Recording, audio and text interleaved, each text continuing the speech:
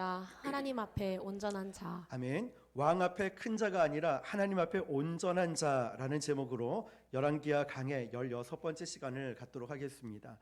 자, 우리는 수요일에 로마서 강해를 하고 또 금요일에는 열왕기 상하 이렇게 강해를 이어가고 있습니다.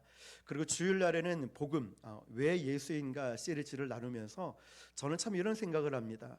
하나님께서는 이 목사를 통하여서도 일하시겠지만 하나님께서는 말씀으로 우리를 안내하고 이끌어 가신다는 생각이 듭니다. 말씀을 준비할 때마다 깜짝깜짝 놀랄 때가 많습니다. 정말 우리가 어떤 이정표가 필요하고 방향이 필요할 때 하나님 말씀은 정확하게 정말 우리 교회를, 저와 여러분을 이끌고 계시다는 이 확신에 놀라기도 합니다. 자, 오늘 이 말씀을 보면 이제 열왕기하 5장을 마무리 짓는 이 시점에서요, 우리가 전체 이어지는 지난 시간과 이어지는 말씀을 함께 볼 텐데요, 그 말씀의 포인트는 이겁니다. 사람 앞에, 세상의 왕 앞에 큰 자가 아니라 하나님 앞에 온전한 자가 되어야 한다는 것. 자, 그러면 지난 시간 말씀을 조금 요약해서 나눈다면 나아만 장군이 등장을 합니다. 그런데 이 나아만 장군은 모든 것을 갖추고 있는 왕이었습니다. 존귀한 자요 큰 자로 칭하고 있지만 그는 어떤 환자였습니까? 나병 환자였다는 것. 자, 기억하십시오. 자, 우리는 무력감과 사람의 한계에 부딪힐 때가 있어요. 내 감정의 한계, 육체적 한계에 부딪힐 때가 있죠. 사람의 힘으로 도저히 어쩔 수 없는 상황에 맞닥뜨릴 때가 있습니다. 나아만 장군이 그런 상황이었다는 것이죠. 우선 아람이란 지역이 우리 지난 시간 지도를 봤기 때문에 아실 거예요. 자, 북쪽에 있었죠. 자, 시리아 쪽에 있었습니다. 그러니까 이스라엘이 지중해를 끼고 있었다면은 북쪽에 위치한 시리아 지역이라고 보면 되는데요. 나아만은 이 아람 지역의 왕이었던 아람 왕 다음의 군대 장관이었어요. 쉽게 말하면 2인자였던 거죠. 이 당시 고대 문화 정황상 보면 왕 다음이었던 2인자였습니다. 아주 고위직이었다는 거죠. 그런데 이 사람에 대해서 성경 기자가 이런 수식어를 붙여요. 우리 1절을 읽어볼게요. 시작. 아람 왕의 군대 장관 나아만은 그의 주인 앞에서 크고 존귀한 자니 이는 여호와께서 전에 그에게 아람을 구원하게 하셨음이라. 그는 큰 용사이나 나병 환자더라. 아멘. 자, 그의 주인 앞에 이 나아만 장군의 주인이 누구였죠? 그렇죠. 아람 왕이었습니다. 그런데 이제 여기 보면은 자주 등장하는 단어가 누구누구 앞에라는 거에 우리가 주목해 보라고 말씀드렸습니다. 자, 그러면 나아만은 그의 주인 앞에서 크고 존귀한 자니, 여기서 크고 존귀하다라고 말해서 이것이 꼭 하나님의 기준에서 크고 존귀한 자가 아닙니다. 누구 앞에 크고 존귀한 자라고 했냐면 그의 주인 앞에서, 다시 말하면 아람 왕 앞에서 크고 존귀한 자라고 그려진 인물이었습니다. 물론 그 이유가 있었겠죠. 이는 여호와께서 전에 그에게 아람을 구원하게 하셨습니다. 여기서 구원이라는 단어 지난 시간 나누었죠. 테샤라는 말을 씁니다. 테샤. 우리가 생각하는 영적인 구원이 아니라 이것은 어떤 전쟁의 위기 속에서 구원해 줬다라고 해서 테샤라는 뜻을 사용합니다. 그러니까 나아만 장군은 아람이라는 이 나라가 위험에 처해 있고 혹독한 시련이 왔을 때 어떤 전략과 군대의 힘을 가지고 아람을 구원했던, 테샤했던 경험을 갖고 있었습니다. 자, 그런데 여기에 이상한 점 하나가 뭐냐면, 이상한 게 아니겠죠? 근데 여기서 승리를 누가 주셨다라고 기록되어 있습니까? 여호와께서 승리를 주셨다는 것이죠. 영어 성경에 보면 하나님이 빅토리, 승리를 주셨다라고 정확하게 기록되어 있습니다. 이게 무슨 뜻이냐면 분명히 아람이라는 나라는 이방 땅, 이방 나라임에도 불구하고 이스라엘 백성들의 기준에서 보면은 아니 이방 나라 장관이고 이방 나라 사람인데 하나님이 왜 구원을 주셨을까? 자, 이런 의미가 포함되어 있다는 거죠. 자, 그 내면의 의미가 뭐냐면 하나님은 이스라엘에 제한되고 국한되어 있는 것이 아니라 만유의 주라는 것이죠. 이스라엘의 경계를 넘어서서 하나님은 모든 주권을 가진 분이란 것이 이 성경에 포함되어 있다는 것입니다. 그러니까 하나님은 우리 부곡 순복음 교회만의 하나님이 아니라 이 땅에 있는 모든 교회 모든 백성의 주가 되시고 여호와 하나님이 되십니다. 믿으십니까? 자, 오늘도 전도하면서 다른 교회 집사님이시지만 그분의 그 위에 기도해주고 그분과 상담해주고 기도할 땐 그분의 눈물을 흘리시는 이 모습들을 보면 어떤 마음이 들까요? 아, 하나님이 우리 교회를 통하여서 이렇게 저렇게 일을 하고 계시는구나. 또 전도에서 만나는 불교 신자도 있고 또 이단을 믿는 사람도 있고 여러 부류의 사람들이 있지만 그 사람들 통해서 하나님은 역사하고 계시는구나, 이걸 발견하는 거예요. 그 통로가 바로 우리 교회인 줄 믿습니다. 자, 여러분, 그는 큰 용사라고 했어요. 큰 용사라는 것은 무슨 말이냐면 하나님이 그를 일부러 높이셨다는 거예요. 자, 그는 큰 용사였으나 어떤 환자였죠? 나병 환자였다는 거예요. 자, 여기서 우리가 좀 기억해야 될 게 뭐냐면 뉘앙스가 어떤 거냐면 이거예요. 재벌이고 인품이 참 좋고 세상적으로 성공하고 훌륭한데 저 사람은 암 말기래. 참 모든 것을 다 갖추고 있는데 나병 환자래. 자, 이 표현인 거예요. 그러니까 여러분, 여기서 말하는 나병 환자라는 표현은 사실 우리가 생각하는 문둥병이나 또는 지금의 한센병이라고 말하는 것과 조금 다르게 피부병인 거예요. 그는 큰 용사이나 나병 환자더라. 자, 얼마나 허무한 기록입니까? 지난주에 말씀드렸죠. 열심히 봉사하고 열심히 헌신하고 희생을 정말 도맡아요. 평생을 사셨는데 그런데 하나님이 그 예배를 받지 않았더라. 하나님이 그 기도에 응답하지 않았더라. 하나님이 그를 기억하지 않았더라. 얼마나 속상하고 얼마나 가슴 아픕니까? 제가 이전에, 지금은 저희 부모님이 거제에서 올라오시지만 학창 시절에는 제가 직장 생활할 때는 제가 4년 동안 거제도에 내려갔어요. 그 교회도 2번이나 갈라졌어요. 너무 마음 아픈 거예요. 거제도에서 한 4번, 5번째로 굉장히 성장하던 교회였거든요. 싸움이 나고 분쟁이 나서. 그런데 그 교회를 다 나가고 성가대 지휘자가 없으니까 목사님이 부탁을 하는 거예요. 목사님, 저는 박자라는 거 4분의 3, 4분의 4박자, 8분의 6박자 이거밖에 못합니다. 찬양도 잘 모릅니다. 성가 대원은 있는데 성가 지휘자가 나간 거예요. 그래서 어쩔 수 없이 그냥 아는 4분의 3박자, 4박자로 그냥 하는 거예요. 또 나중에 보니까 반주자가 나갔대요. 목사님, 저는 C, D, E, F, G 이거밖에 코드밖에 못 짚어요. 그러면 제가 아는 찬송을 불러주세요 해서 그냥 거기에 맞춰서 그냥 궁짝궁짝 반주를 했던 거예요. 교사가 없다 뭐가 없다 그냥 가서 했던 거죠. 그런데 어느 날 제가 새벽 설교 때 말씀드렸죠. 첫 차를 뽑았는데 프라이드를 빨간색 50만 주고 뽑았다 했잖아요. 그런데 그 차를 몰고 거제도에서 예배 다 드리고 밤늦게 차를 몰고 부산으로 올라오는데 갑자기 불현듯 주님여 이 손을 꼭 잡고 가소서 약하고 피곤한 이 몸을, 이 찬양이 계속 생각나고 부르는 거예요. 정말 약하고 피곤했거든요. 그때는 거가대교 없으니까 마산으로 고성, 통영, 거제까지 내려가면 4시간이 넘게 걸리고 피곤하다 가다 보면은 또 카메라를 또 찍혀요. 아, V를 못했네 이러면서 카메라에 또 찍혀가지고 그것도 6만 원짜리 막 날라올 때 그 다행히도 저한테는 안 날라오고 저희 부모님이 대신 내주셨죠. 자, 그런데 그 생각이 드는 거. 하나님, 제가 이렇게 4년 동안 매주 토요일마다 아니면 주일 새벽에 내려가서 봉사하고 헌신하는데 하나님이 나를 기억하지 않는다면 어떡합니까? 하나님이 나를 모른다고 하면 어떡합니까? 주님이 나의 손을 잡아주지 않으면 어떡합니까? 이것 때문에 눈물이 펑펑 쏟아지는 거예요. 그 20대 초반의 청년 나이 때 말이죠. 자, 여러분, 우리의 모든 헌신과 희생, 그동안 쌓아왔던 모든 신앙이 하나님이 기억하지 않는다면 어떻게 해요? 하나님이 내가 너를 모른다, 하나님이 너를 기억하지 않는다고 하면 어떡하겠습니까? 지금 나만 장군의 상황이 이거예요. 모든 것을 갖추고 있지만 나병 환자더라. 세상적으로 성공했지만 너에게는 아무것도 없다는 거예요. 자, 여러분 5절을 같이 읽어볼게요. 시작. 아람 왕이 이르되 갈지어다 이제 내가 이스라엘 왕에게 그를 보내리라 하더라. 나아만이 곧 떠날새 은십 달란트와 금 6,000개와 의복 10벌을 가지고 가서. 아멘. 아람 왕이 이르되 갈지어다, 무슨 말이냐면, 야 나아만 장군아, 너만 나을 수만 있다면 너는 무슨 방법을 써도 좋다. 네가 고쳐지기만 하면 된다. 자, 가라. 어디든지 보내주겠다. 편지를 쓰는 거예요. 자, 의복 10벌 말씀드렸죠.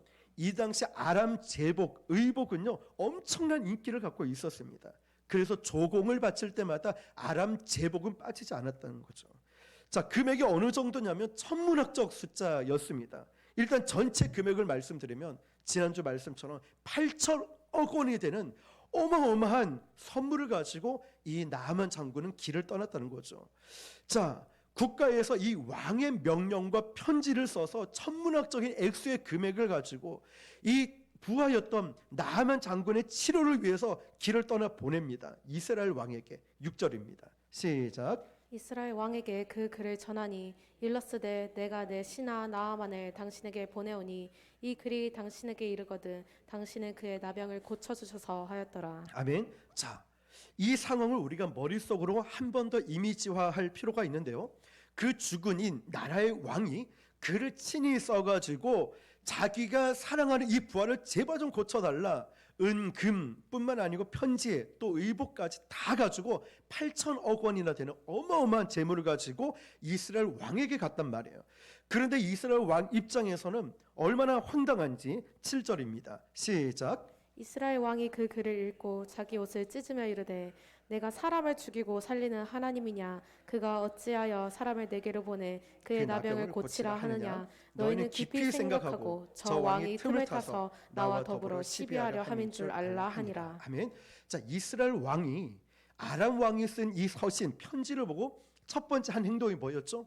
옷을 찢어 쓰는 거예요. 자, 옷을 찢는 것은 회개할 때도 물론 사용합니다. 그러나 국가의 위기가 닥쳐올 때도 왕이 옷을 찢습니다.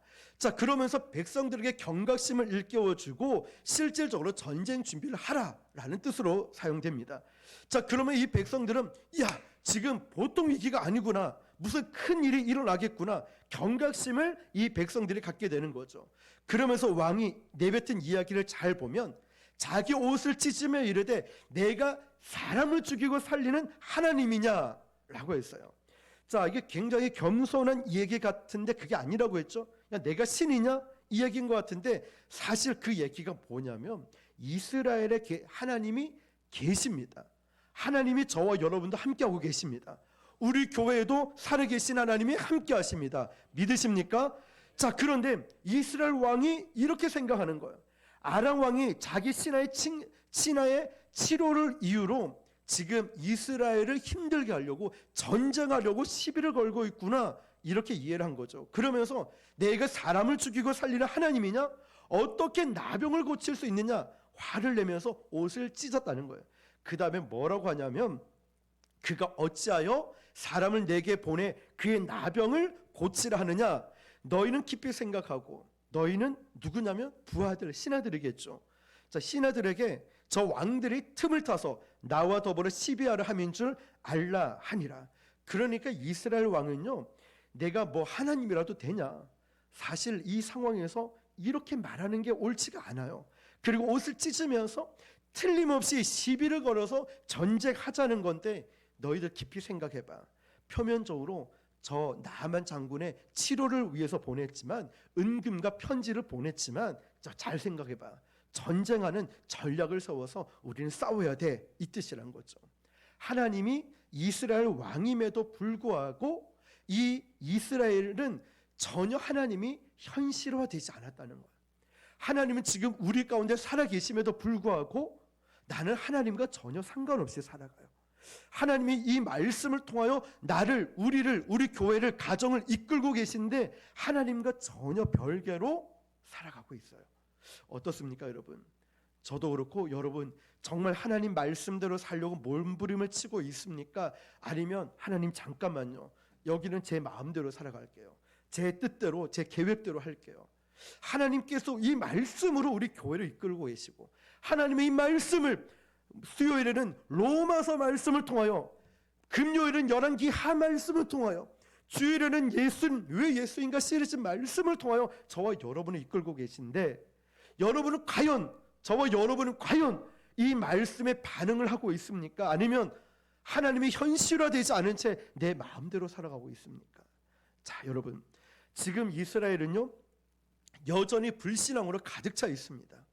하나님이 말씀하시고 하나님의 선택받은 선민 백성임에도 불구하고 그 입에서 툭하면 하나님을 언급을 했지만 하나님의 지혜를 구하지 않고 형식적으로 구했을 뿐 하나님이 그 삶에 현실화되지 않았어요. 자, 여러분, 해결을 구하는 차원으로 하나님의 이름은 들먹거릴 때가 있어요. 하나님의 이름을 들먹거릴 때가 있다는 거예요. 자, 그렇지만 하나님은 내 삶에 별로 영향력을 끼치지 않는 분으로, 아니면 별로 상관없는 분으로, 하나님을 두려워하지 않은 채 하나님은 죽으신 하나님인 것처럼 우리가 인식하고 있진 않은가요? 이스라엘 왕이 지금 그러고 있다는 거예요. 그리고 오히려 전략과 방법을 누구에게 지시하냐면 부하들에게 지시합니다. 저 아람 왕은 교묘한 속임수에 야, 너희도 속으면 안 돼, 전략을 짜, 대안을 내봐, 이렇게 얘기하는 거예요. 그 이야기를 누가 들었냐면 열왕기상은 엘리야 중심이었다고 했죠. 엘리야는 열왕기상 중심, 열왕기하는 누가 나온다 했죠? 그렇죠, 열왕기하는 엘리사가 나온다는 거 기억하면서 7절입니다. 7절인가요? 8절 읽어볼게요. 시작. 하나님의 사람 엘리사가 이스라엘 왕이 자기의 옷을 찢다 함을 듣고 왕에게 보내 이르되 왕이 어찌하여 옷을 찢었나이까? 그 사람을 내게로 오게 하소서. 그가 이스라엘 중에 선지자가 있는 줄을 알리이다 하니라. 아멘. 엘리사가 딱 두 마디 하는 거예요. 그 왕에게 선지자 생도들에게 한 사람을 보내어서 야, 왕이 왜 옷을 찢는데? 왕이요, 왜 옷을 찢습니까?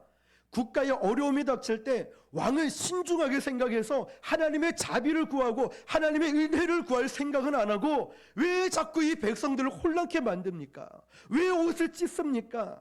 그러니까 나라가 어려울 때마다 지도자들 말 한마디 한마디, 저도 목회자 교육자도 우리 리더로 있는 우리 위원장님들, 셀 리더, 교사들 얼마나 중요합니까? 그래서 이 말 한마디 한마디가 굉장히 중요한데 왕이 옷을 찢으면 그 밑에 부하들, 그 밑에 백성들이 얼마나 두렵겠습니까? 자, 그 다음에 두 번째 뭐라고 하냐면 그 사람들을 내게로 오게 하소서. 그가 이스라엘 중에 선지자가 있는 줄을 알리다 하니라. 무슨 말이냐면 이스라엘 중에 누가 있냐면 선지자가 있는 줄 알게 하겠다 이거예요. 자, 여기서 선지자라는 것은 엘리사 자신을 이야기하는 게 아닙니다. 자, 우리 그러면 지난 시간을 또 거슬러 올라가면 수넴 여인이 엘리사를 환대한 기억을 해야 됩니다. 자, 엘리사를 환대해서 자기 집 옥상 위에다 뭐를 만들죠? 방을 하나 만들어요. 그런데 이 방을 만들어 준 게 꼭 무엇과 유사하다고 했죠? 똑같았죠. 그렇죠. 성전과 같다라고 했어요. 그러니까 이스라엘 안에도, 성전 안에도 하나님이 계시다는 것을 누구에게 알려주냐면 나만 장군에게도 알려주겠다라는 거예요. 지난주 말씀이었죠. 수넴 여인 자기 집 위에 지은 이 방이 성전이라는 개념이었습니다. 그러니까 선지자 앞에라는 말은 사실상 누구 앞이라고 하냐면 하나님 앞에라는 거예요. 그러니까 선지자 앞에 있는 줄 알게 하겠다라는 것은 이스라엘 땅에 하나님은 살아계시고 하나님이 이스라엘 주권자라는 사실 이방 장군에게도, 나만 장군에게도 알게 하겠다라는 것이죠. 오히려 그런 연약한 질병 때문에 나만 장군은 누구를 소개하고 누구를 가르침을 받냐면 하나님을 선포하고 하나님이 살아계시다는 것을 가르쳐 알게 한다는 것이죠. 자, 여러분, 우리 인생을 살다 보면은 참 아이러니한 역설들이 참 많습니다. 어떤 때는 하나님이 왜 나보고 저 사람을 만나게 했을까? 어쩌면 저런 일 난 너무 부담스러운데 왜 내 인생에 이런 일을 다 겪게 하실까? 참 많은 생각들을 하게 됩니다. 인간적인 생각들이죠. 그러나 하나님의 성전인 성도들은요, 여기서 이해가 되지 않는 상황 속에서, 이해가 되지 않는 일들 가운데 부담스럽고 정말 힘들고 두려운 이런 역경과 고난 속에서 어떤 고백이 터져 나와야 될까요? 이때 이 왕처럼 옷을 찢어서 막 두렵게 만들어야 될까요? 하나님의 백성들의 경각심을 일깨우는 이런 옷을 찢는 행위를 해야 될까요? 아닙니다. 오히려 왜 이 사람을 만나게 했고, 왜 나에게 이 사역을 맡겼고, 내가 이 일을 왜 하게 했고, 하나님이 왜 나를 이곳에 보내셨고, 하나님이 이 위대한 일을 왜 나에게 이런 일들을 맡기셨을까? 이걸 생각하면서 하나님은 능력이 있으시고 하나님은 여전히 부담스럽지만 그 현장에 그 만남과 그 사역과 그 일 가운데 여전히 임재하고 계시다는 것을 우리가 알아야 된다는 것입니다. 믿으십니까, 여러분? 이게 믿음이에요. 이게 믿음이에요. 여전히 부담스럽고 여전히 힘든 이 가운데도 하나님은 살아계시고 하나님은 임재하시고 하나님의 도우심을 우리가 간구해야 된다는 거예요. 하나님은 그 초대장을 우리에게 보내는 거예요. 하나님의 임재를 위해서 말이죠. 그러면 여러분, 이 나만 장군 입장에서 보면 이게 기회일까요? 위기일까요? 자, 여러분, 기회가 되는 거죠. 왜냐하면 나만 장군은요, 오히려 이 상황을 전혀 모르고 있는 왕하고 다른 관점에서 받아들였어요. 위기로 봤을까요? 기회로 봤을까요? 그렇죠, 기회로 봤어요. 분명히 나만 장군은 아람에서 2인자였고 모든 것을 갖고 있는 최고의 권력 중에 한 사람이었죠. 그런데 나병 환자더라. 아무리 재물을 많이 가져도, 아무리 권력이 많아도 이 질병이 있고 병이 있으니까 의미가 없어요. 우리가 장례식장 가보면, 또 장례를 치러보면 우리 인생의 마지막을 기억해서 진짜와 가짜를 구분한다 했잖아요. 환란이 올 때 내가 어디에 집중해야 되고 내가 무엇을 위해 살아가야 할지 죽음에 맞닥뜨려 보면 깨닫잖아요. 우리 교회가, 우리가 바로 그런 존재, 그런 교회가 되어야 돼요. 아픔이 있고 정말 고통이 있고 장애가 있고 힘든 여러 성도들이 와도 품어주고 사랑해주고 어디 가서 쉴 곳 없는 그런 성도들을 우리 교회가 품어주는 것이 규모가 큰 것보다, 숫자가 많은 것보다 이것을 하나님이 더 기뻐하시지 않을까요? 오늘도 부곡시장 전도를 나가면서 너무너무 행복한 거예요. 어머니 어디 편찮은 데 없으세요? 무릎이 아파. 무릎에 손을 얹고 기도해 드려요. 그런데 그분이 기도해 주고 나면 늘 이게 다 나았다. 고침 받았다. 목사님이, 젊은 목사님이 기도해 줬는데 다 나았지. 이렇게 하셔요. 그러면서 오늘은 5년 만에 헌금을 주신 거예요. 그러면서 어머니 믿음이 많이 자라셨네요. 헌금까지 주시고 이러면서 파란 게 두 개가 들어왔어요. 그런데 그분의 믿음을 보세요. 그 불교 신자였던 그 할머니, 오빠가 주지 스님이랬잖아요. 이제 매주 헌금을 해요. 매주. 오늘은 가니까 헌금을 딱 꺼내놓고 기다리고 계시더라고요. 하나님께 드린다고. 얼마나 감사합니까, 여러분? 이렇게 변화되는 모습들, 한 분 한 분 변화되는 모습들. 저는 이 나만 장군이 분명한 위기입니다. 상황적으로 보면 어쩌면 저와 여러분에게도 분명한 위기가 될 수 있어요. 그런데 나만은 위기가 아니라 기회로 봤다는 거죠.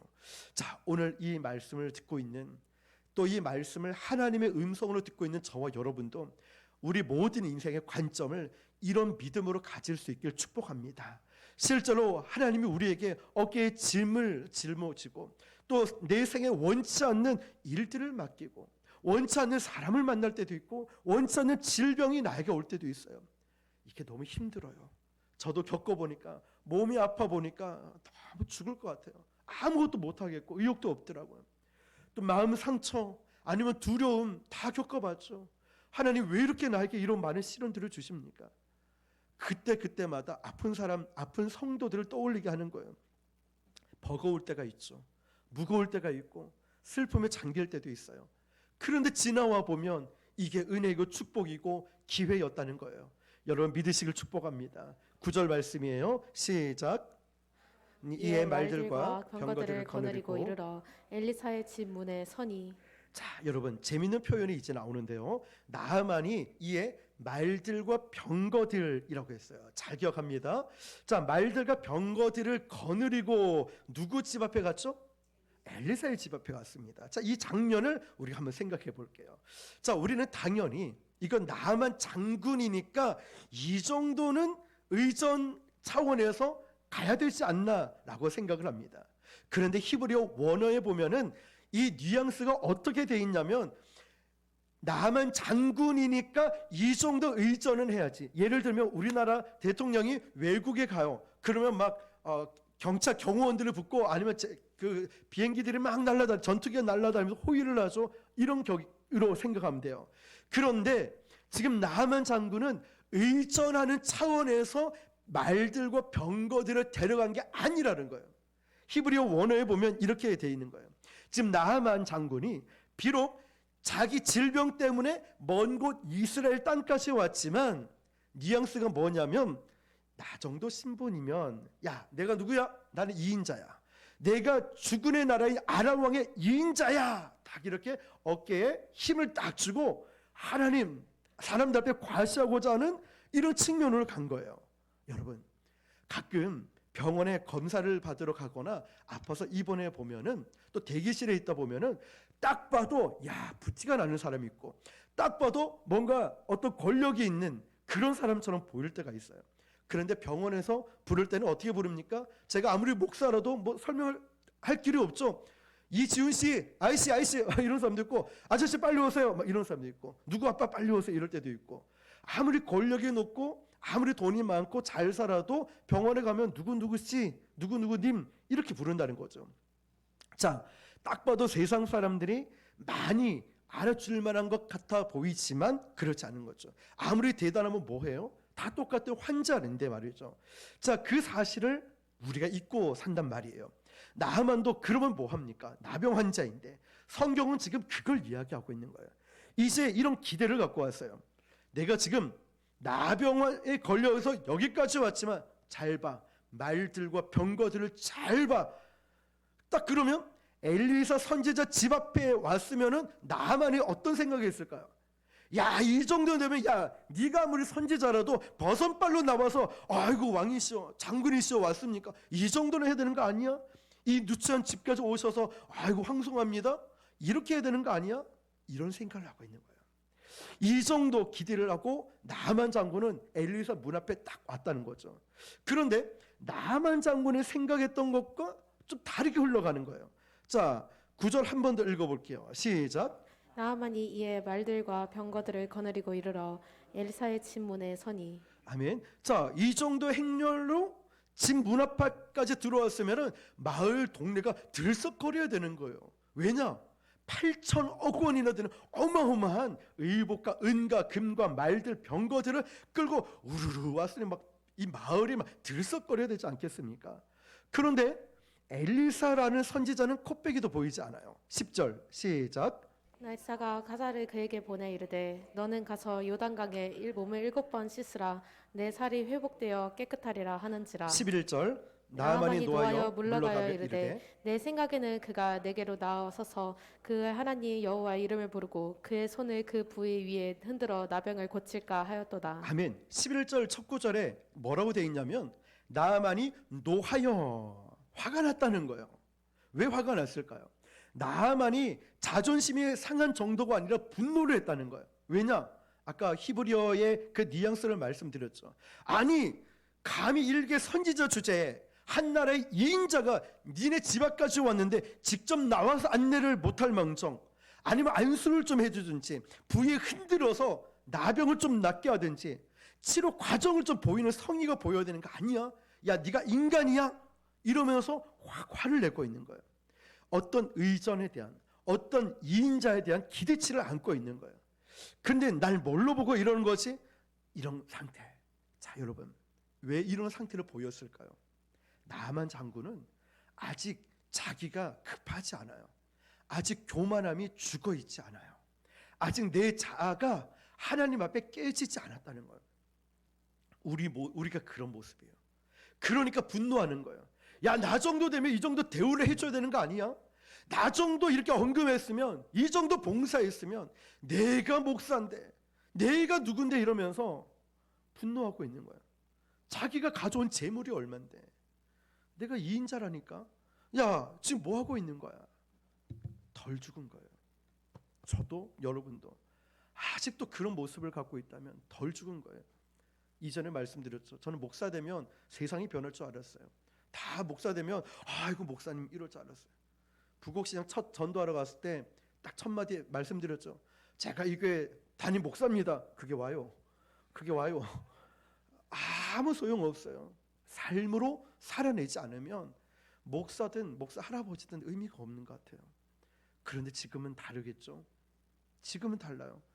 눈높이를 맞춰서 얘기할 때 똑같이 무릎 꿇고 쪼그리고 앉든 그분들의 똑같이 쓰는 단어를 통해서 위로하고 격려해주고. 자, 여러분, 내가 왜 아직도 이런 모습이냐? 나만 장군처럼 나 정도는 아직 안 죽어서 그래요. 저도 우리도 안 죽어서 그래요. 자, 여러분, 그러니까 분노하는 거예요. 11절 보니까 나아만이 노하여 물러가며 이르되 내 생각에는 엘리사 그가 내게로 나와서서 그의 하나님 여호와 이름 부르고 그 손을 그 부위에 흔들어서 나병을 고칠 줄 알았다. 정확하죠? 아니 뭐 나와보지도 않고 극진을 환대하지도 않고, 야 지금 내가 선물을 어마어마하게 가져왔는데 쳐다보지도 않아? 문 밖에 나오지도 않아? 그러면서 뭐라고? 저 더러운 요단강에 7번 몸 씻으면 깨끗해질 거라고? 그것도 네가 직접 말한 게 아니고 사람을 시켜서. 그러니까 나만이 내 생각에는 이게 아니라는 거예요. 내 생각에는 하나님이 이렇게 역사하시는 게 아니다 생각한 거예요. 내 생각에는. 여러분의 생각은 무엇입니까? 여러분의 생각은 이것입니까? 이렇게 해야 됐다 맞고 이렇게 해야 된다 생각하십니까? 우리 그것도 오늘 내려놓길 바랍니다. 내 생각을 좀 내려놓고 하나님이 들어갈 자리가 없어요. 하나님이 역사하실 틈이 없는 거예요. 내 생각으로 가득 차고 결정까지 다 해놓고 결론 모든 거 짓고 기도하니 바뀌겠습니까? 이전에 누굴 상담할 때 보면은 이미 다 결정해놓고 목사님 기도해 주세요. 아니 네 결정 다 해놓는데 내가 뭘 기도하란 말이냐. 결정을 좀 보류하고 하나님의 인도하심을 온전히 맡기는 게 필요하지 않을까요? 그러니까 나만 생각에는 이게 아니었다는 거예요. 12절이에요. 시작. 다메섹 강 아바나와 바르바른 이 모든 강물보다 낫지 아니하냐. 내가 거기서 몸을 씻으면 깨끗하게 되지 아니하랴 하고 몸을 돌려 분노하여 떠나니. 아멘. 또 분노하죠. 왜냐? 나만 생각이 또 나오는 거예요. 다메섹 강 아바나와 바르바른 이스라엘 모든 강보다 훨씬 낫다. 차라리 그 깨끗한 강에서 몸을 씻으면 내가 깨끗하지 않겠느냐. 나만 생각이죠. 네 생각이죠. 내 생각이요, 내 생각. 요단강에 언덕까지 가보지도 않고 화가 나서 돌아서는 거예요. 가다가 이런 일이 생겨요. 13절 시작. 말하여 이르되 내 아버지여 선지자가 당신에게 큰 일을 행하라 말하였다면 행하지 아니하였으리까. 하물며 당신에게 이르기를 씻어 깨끗하게 하라 함이니까 하니. 아멘.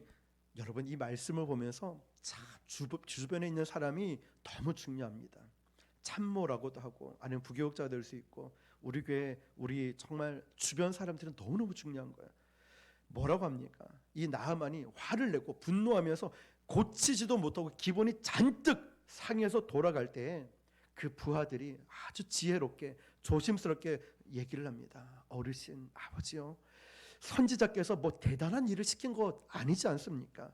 장군, 사실은 이보다 더 엄청난 일을 시켜도 우리 장군님은 이 일을 해야 될 상황 아닙니까? 근데 뭐 요단강 저기 가서 몸 7번 씻는 게 뭐 어렵겠습니까? 뭐 이거 뭐 안 하고 돌아가면 우리 너무 이 긴 여정이 무의미하지 않습니까? 이 부하들이 충언을 하는 거예요. 저는 이 부분을 보면서 야, 옆에 있는 조력자, 옆에 있는 사람들의 역할들이 얼마나 중요한 걸 봐요. 정말 이 지혜롭게 한마디 한마디가 만약에 뒷담화 아니면 헌담하거나 아니면 마음을 그 똑같이 맞장구 치면서 이랬더라면 나하만 장군은 그 돌아갔을 거예요. 그런데 이 부하들이 장군 그러지 말고 더 큰 일을 시켜도 해야 되는데 뭐 7번 몸 씻는 게 뭐 어렵습니까? 한번 가봅시다. 가보시는 게 어떻겠습니까? 라고 말합니다. 자, 이때 나하만 장군은 부하들의 얘기를 듣고 또 자신의 모든 것을 다 내려놓는 심정으로 나아가죠. 14절 시작. 나아만이 이에 내려가서 하나님의 사람의 말대로 요단강에 7번 몸을 잠그니 그의 살이 어린아이의 살같이 회복되어 깨끗하게 되었더라. 아멘. 깨끗하게 됐어요. 한 어린아이의 살처럼 회복이 되고 치유가 됐습니다. 그리고 그는 결국 왕 앞에 큰 자가 아니라 누구 앞에 온전한 자가 되었을까요? 맞습니다. 하나님 앞에. 오늘 지난주와 오늘 말씀이 연결되는 선상이 바로 이거예요. 그거 다 하면 뭐하냐? 네가 지금 이런 상태인데 그거 세상적으로 성공하면 뭐하냐? 내가 너를 모르는데 네가 왕이고 장군이면 뭐하냐? 네가 지금 몸이 아파 있는데 하나님 앞에 세상 앞에 왕 앞에 큰 자가 되는 게 중요한 게 아니라 하나님 앞에 온전한 자가 되는 것, 목사에게 누구에게 인정받는 게 중요한 게 아니라 하나님 앞에 온전한 자가 되는 것, 이게 중요하다는 거예요. 오늘 다시 한번 이 말씀을 저와 여러분 되새겼으면 좋겠어요. 이 메시지는 하나님이 우리에게 주시는 메시지예요. 무기력해져가지고 두렵죠. 걱정이 있죠. 나만 장군은 자기 위치를 2인자가 아니라 가장 낮은 위치로 밀어넣으니까 하나님의 은혜가 임한 거예요. 이게 필요한 거예요. 지금 나에게 필요한 은혜, 이게 필요한 거예요. 자꾸 위로 올라가는 게 아니라 좀 내려와서 밑으로 내려가야 은혜가 임하는 거예요. 내가 누군데, 나만 장군처럼 내가 말들과 병거들 끌고 왔고 8천억이나 어마어마한 재산 재물을 가지고 왔는데 내가 누군데? 누구긴 죄인이죠. 우리도 죄인이고 우리 모두 다 죄인이잖아요. 성경에 보면 물은 항상 씻음을 상징하는 매개물로 등장해요. 물은 온 죄악의 도탄에 빠져 있는 인류를 하나님께서는 노아의 홍수로 이 세상을 새롭게 만드셨죠. 400여 년 죄의 종의 노예로 살던 이스라엘 백성들 처음에 어디를 건너요? 홍해를 건너잖아요. 홍해를 통하여서 우리 지난 시간 배웠죠. 물 세례를 받게 함을 통하여서 그 민족이 새롭게 거듭나지 않습니까? 우리는 항상 세상에서 크고 존귀한 것이 가장 좋은 것, 성공한 것, 그것을 추구하며 살 때가 있어요. 크고 위대하고 좋은 것, 드러나고 인정받고 이게 목적이 될 때 있어요. 근데 여러분, 이 세상의 왕 앞에서 크고 존귀한 자가 아니라 오늘도 저 여러분들이 가장 낮은 자가 되었으면 좋겠어요. 가장 낮은 자. 이것이 정말 우리에게 필요하지 않을까. 저는 오늘 새벽기도 오신 분들은 아시겠지만 그 청년이 새벽같이 4시부터 전화 오고 카톡 왔어요. 너무 힘들어서 잠을 못 잤는데 그때 우리 교회가 생각이 났다는 거예요. 저는 그 사실은 너무너무 감사한 것 같아요. 힘들고 갈 곳 없고 정말 마음 답답할 때 우리 교회가 생각나서, 근데 차량 운행 시간이 맞지 않으니까 그 먼 데서 새벽 시간에 걸어서 와가지고 그냥 교회에서 기도하고 갈 때 너무 마음이 편해서 힘든 얘기를 카톡을 이만큼 보내온 거예요. 목사님, 제가 이렇게 해서 힘이 들었습니다. 이렇게 해서 마음이 아팠습니다. 저를 위해 기도해 주십시오. 그래, 기도할게. 너 지금 구미 갔다 와서 한번 밥 한번 먹자. 같이 한번 기도하자. 저는 그 청년이 너무 고맙기도 하고 그렇게 보내주신 하나님의 뜻, 우리 교회를 어떻게 사용하고 계신지를 볼 때 너무 감사해요. 내가 얼마나 낮은 자인지를 깨달아야 돼요.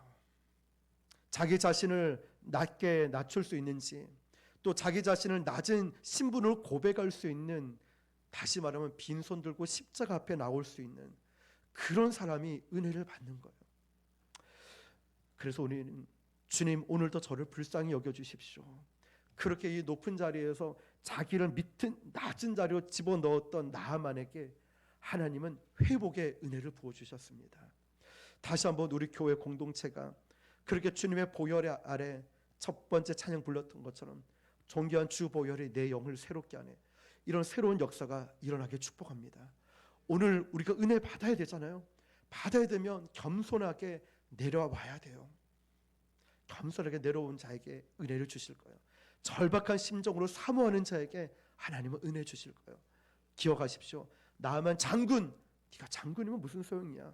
나병 환자고 언제 죽을지 모르는데, 우리 평생 하나님의 교회를 세우기 왔다면 오늘도 이 은혜를 구해서 다시 한 번 더 힘을 내고 새로움을 받아서 놀라운 은혜를 체험하는 기적의 은혜의 시간이 될 수 있기를 주님의 이름으로 축원합니다. 기도하겠습니다. 먼저 하나님, 제가 정말 빈손 들고 십자가 앞에 나가길 원합니다. 하나님,